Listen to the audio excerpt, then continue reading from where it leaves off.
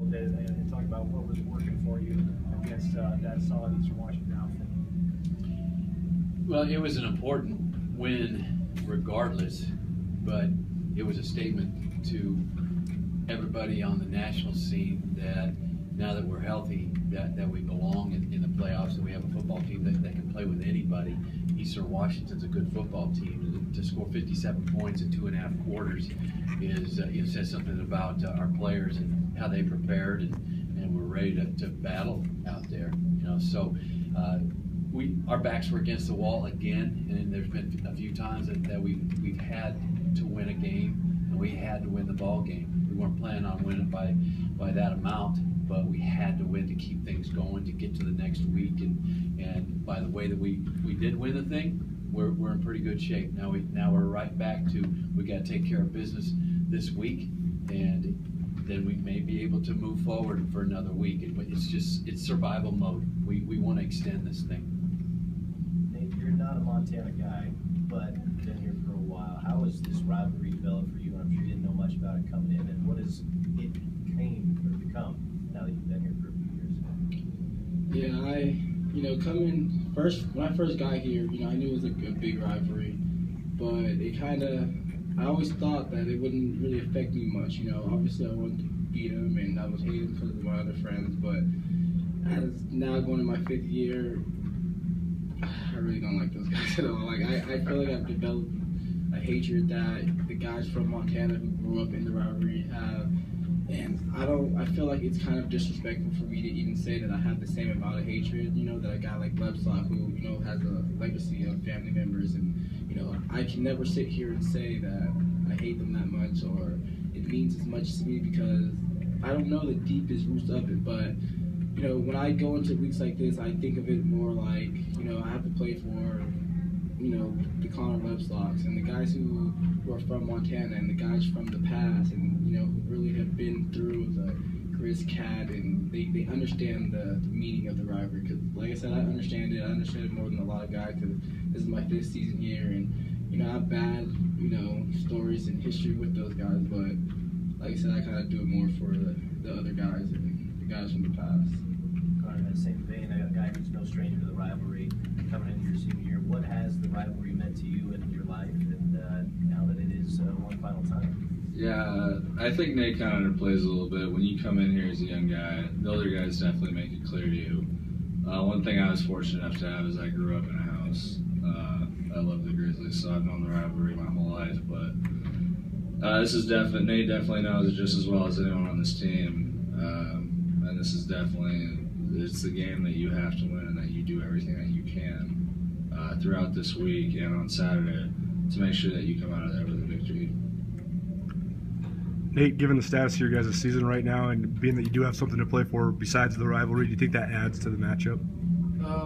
Yeah, of course it does, But if we were 0-10 right now, we would say to have the same fire under our belts right now. Of course, it's more important this week that we don't get too excited and too hyped up about the game because it's a rivalry, because they have a little bit less to play for than we do. They're playing for just to get their trophy back. We're playing for a lot more than that. So we're not going in to win a football game. We're going in to play for a lot of different things. So it's important that we stay focused and we play this game Saturday like we play every other game. Nate, what is it like in the game? Is there a little bit more jawing? Can you feel that it's a rivalry game kind of once it kicks off? Personally, from the past, their receivers, they don't jaw too much, they don't talk too much, and just me as a person and a player, I kind of don't get into matches with receivers if they don't like to talk. If they like to run their mouth, I won't run my mouth. If they don't want to be too physical, I won't as well. So I haven't had too many problems with them. It's more the fans and who behind us. So it's those people that really try to get to us the most. But their players, I don't really have too much problem with. Nate, Saturday was maybe the best performance of the defense as a whole of the season, and certainly you guys as a unit played outstanding. It also felt like with Brady back there that kind of he helped raise the level of the whole group. Do you feel like his presence on offense was assisting you on defense as well? Yeah, I actually was just talking about that the other day. we've been struggling a little bit against the run. And Eastern Washington, if you notice, the first couple drives they wanted to run the ball, and they was running, and they got a couple yards on us. But our offense was scoring so fast and so quickly that it kind of had to take them out of their game. And they're really a little shaky at quarterback right now. And when we got them in situations where they know they're passing, we got some packages in. So the offense, they're growing like that always helps us, and it helps us play looser. So, when we have a couple score leads, I'm not worried about getting beat deep or, we're not worried about missing assignment. We're just attacking. So then fumbles come, interceptions, touchdowns come, all that stuff comes. So always when the offense plays good, it's always starts with the offense coming around. Coach, with Montana State, their team is coming off one of the better performances of the season on defense. Like we talked about earlier, they don't have much to play for other than pride at this point, so they're not going to leave anything out on the field. Obviously, how dangerous are they to be in the position they are, where their whole season might come down just to knock you guys off, having that for the rest of the year? They're dangerous because they're a good team, and it's a little disappointing for them to be going into the 11th week of the season and not having any playoff hopes. So everything is riding on that, and our guys just have to be ready to go. We have to prepare just like we've been preparing, and be ready to go play 60 minutes. And whoever wins this one's going to earn it, and our guys are going to be ready to play. Coach, your offense took such a big step forward last week. How does it take another step forward, maybe avoid some of the turnovers and really start clicking, going in, hopefully into the playoffs? Our starting offense really never turned the ball over, so you can't talk about turnovers because we didn't turn it over. When the backups went in, I got on them on Sunday night because it was really embarrassing how we went in and played after our starters, go out with the aid of and the help of the defense to score 57 points in 2.5 quarters. We felt like we could have scored 80 or 90 in that game. So turnovers aren't really a part of it. You don't have to take a step forward. You just got to keep doing the same things that you're doing. You score 57 points against one of the best teams in the country, and you hold them to 16, a team that scored 42 against Oregon. You're doing all right. We just got to go out and play our football. And like I said, when we're healthy, we're a good football team, offensively, defensively, and maybe one of the biggest things is how good we are on special teams, how well we're coached on special teams, and how our players that are on special teams have bought into that, and it makes a difference on a weekly basis. Ben, when you were living in Pullman, did you follow the rivalry? I did occasionally. I'd see it on Facebook and stuff. And obviously my mom would always talk about it, just being around here and being from it. I wasn't able to really watch it or anything. What do you anticipate your first Cat-Griz to be like coming up this weekend? It's kind of hard to say. I don't really know what to expect. I've obviously heard all sorts of different things about it. I'm just excited to go out there and experience it. And, play our hearts out. It's gonna be a battle all day. Coach, what do you expect your first Cat-Griz to be like?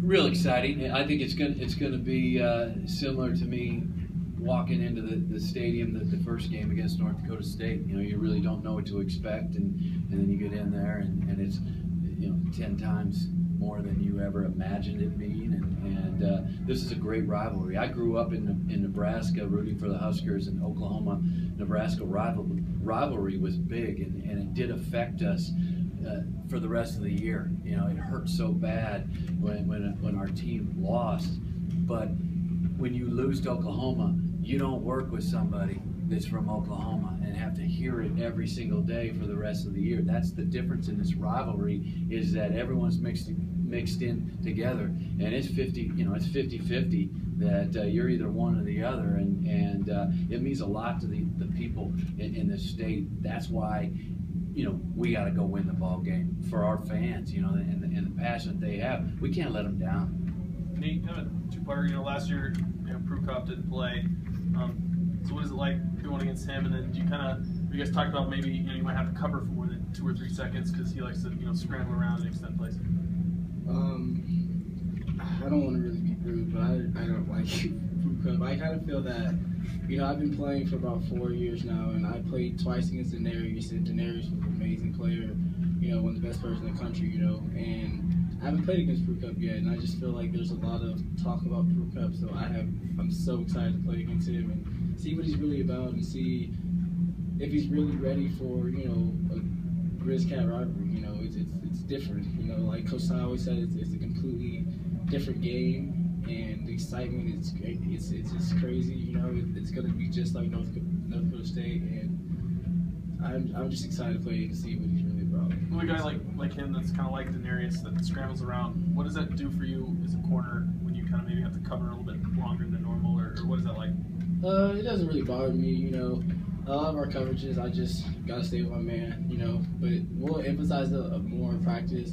We'll have our scouts and quarterback running around and playing around with it, but we just know, certain routes, we know where the scramble is going to go. So if they scramble, we know, deeper routes will come back shorter routes will go deeper. So, it'll make me a little bit more tired, but, oh well, hopefully throw it. Kind of piggybacking on that, what have you seen on tape from Dakota as far as a guy who can, run for over 100 yards and pass for over 100 yards? Yeah, he definitely has the ability to extend plays and move around. As far as I'm concerned, though, that's what he does. I know what we can do on defense, and I know what we're capable of on defense, and that's really all I'm worried about, all I'm focused about right now is what we're doing and how we're preparing to stop that. How do you defend a guy like that? What's the defensive approach? Well, you gotta, find his weaknesses and try to exploit those. It's not necessarily just focus on one thing. There's many things, and like I said, that's what they do, but we're focusing on what we do and what we do best. And we have guys that can get after the quarterback. We got a lot of good athletes on our D-line. We got good guys in the back end who can cover, as they've proven they can cover for a while. So, like I said, we're just gonna focus on how we handle it. Hey Ben, it's no secret the Montana State defense has not been good this year, and obviously in the rivalry game, you never know what's going to happen, but you got to feel pretty optimistic going into this game about what you're going to be able to do as a group. Or do you have specific goals for yourself or expectations about the way you and Tom are going to play? Speaking of goals, mentioned that. I feel like it just go out there and play like we're capable of playing.